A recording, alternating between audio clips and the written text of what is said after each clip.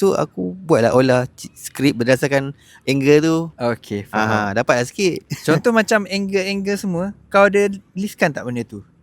Dalam satu buku ke, dalam satu? Tak ada. Kau tak Aku dokumentkan main benda tu? Rambo je kat lokasi.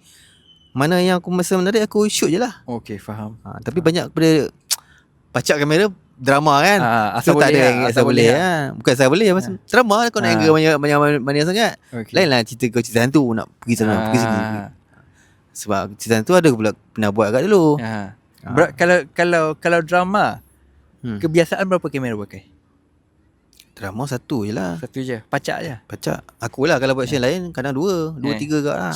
Shot orang cakap long shot. Long shot lah. Dengan apa satu lagi? Long shot? Satu lagi apa? Half shot. Aku tak tahu lah. Tapi pernah dengar lah. Long shot benda jauh lah. Medium shot lah. Medium shot. Close up. Close up. Close up. Close up aku jarang. Okay. Memang aku jarang close up. Sebab keterbatasan kamera ke? Tak juga. Sebab kamera sekarang dah besar. Berapa kena close up lagi? Kau buat medium pun dah nampak muka kau, reaction kau. Okay.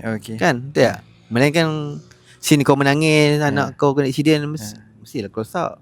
Mestilah long shot kan? Tapi